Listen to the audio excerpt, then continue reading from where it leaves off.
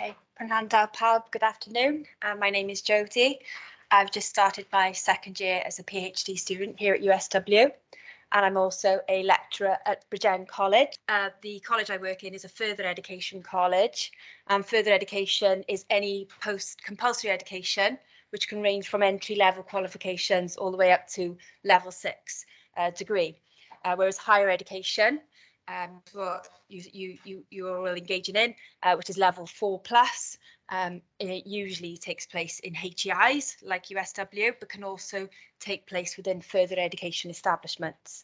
Part of my role as a lecturer is to deliver on these provisions. And what I'm interested in is this an opportunity to widen participation? So government policy is focused on increasing participation in higher education since about the 60s. In more recent decades, we look at how we can use tools to widen participation to what we might consider as disadvantaged groups within society. So when you deliver a presentation, you have to consider your audience, and what a diverse audience we have here today. So many different areas of specialism within the room. Okay, so all I aim to do really is to give you an overview of my research. And to do that, I'll give you a little bit of insight into current research in the fields, to consider methodology that I've used, to look at findings, and then to start thinking about some conclusions. This isn't concluded yet. Okay, so this is an ongoing process. So just to give a little bit of context then. So as the beginning of the journey of my PhD, I've conducted a pilot study aiming to encapsulate the views of staff delivering this HE in FE provision. And my findings aim to inform future research exploring the experiences of learners, and importantly, identifying what works. The setting then, so our college is an experienced provider of HE and FE, providing this for over 70 years, with the initial introduction of HNCs in 1948. We currently offer 31 courses in 7 curriculum areas. So when looking at some of the existing research in the field, some key researchers in this area, for example, Bathmaker, describes how colleges reach out to non-traditional HE learners, delivering locally relevant, vocationally higher level skills.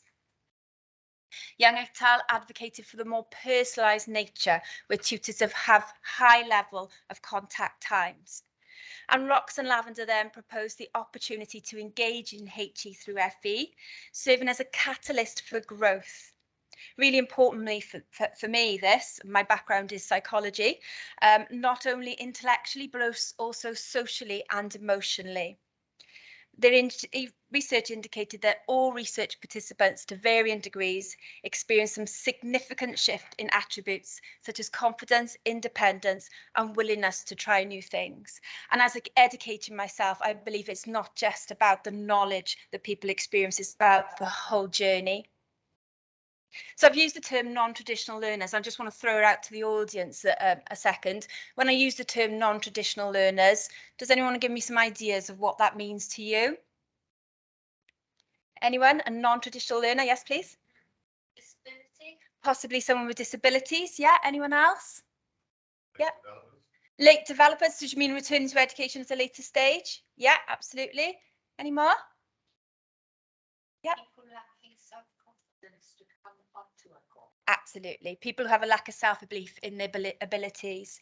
Yeah, so non-traditional learners then. So Cross, St Thomas and Hegney describe non-traditional learners as first generation students. So the first in family to take that higher education journey. Mature students, as we rightly said, those returning to education at a later age. Possibly disabled students, single parents, and those from low income and minority ethnic groups.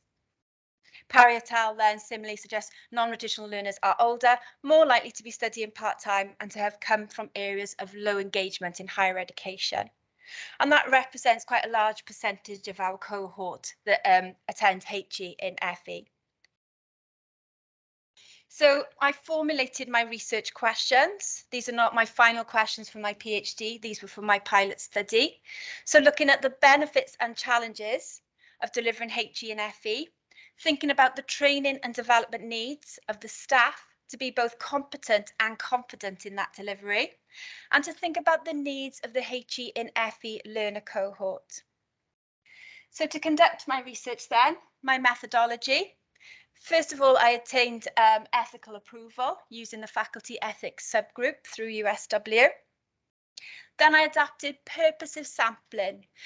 So I identified key people in college who were involved both strategically and operationally in the delivery as my sample, which resulted in 7 staff members. I conducted semi-structured interviews that were recorded, wonderful world of digital technology now, so recorded and transcribed, and then the data was analysed, thematic analysis using NVivo software, highly recommend if anybody is looking at thematic analysis. And I have identified themes which I've incorporated under 3 main contexts: right learner, right setting, right support.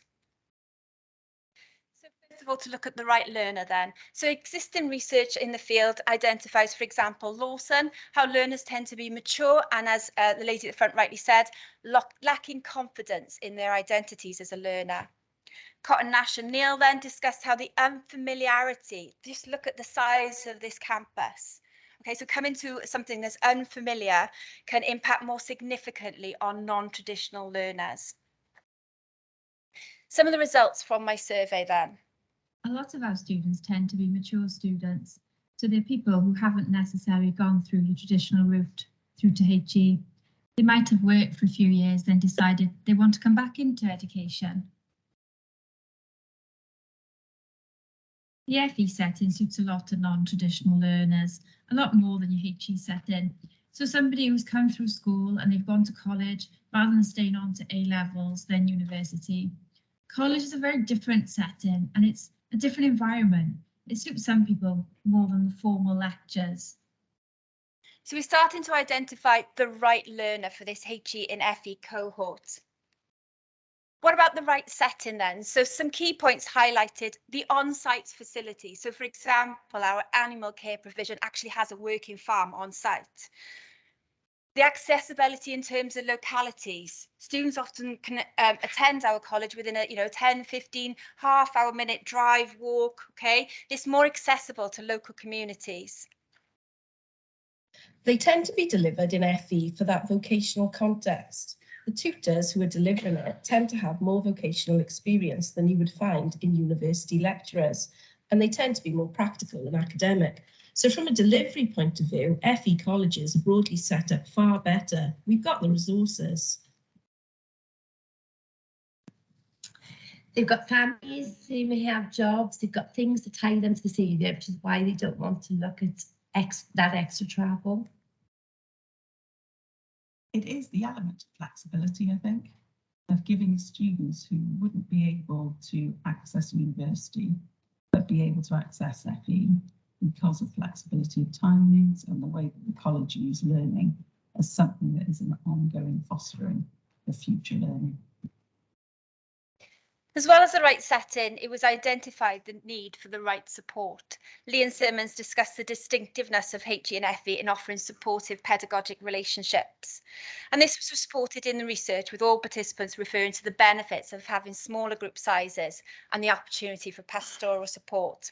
I'm just going to skip through these audios now, but just to give you an idea, one of the main things about our college is we deliver to a class size of 20 to 30, as opposed to perhaps in a HEI, you might have a lecture hall of 200 to 300 people. So it gives us that opportunity to give really enhanced levels of support to these learners. It is, of course, not without challenges. Avis and all referred to working conditions of HE and FE teachers, highlighting issues of limited time and space for scholarship research. I am doing this in addition to my FE role.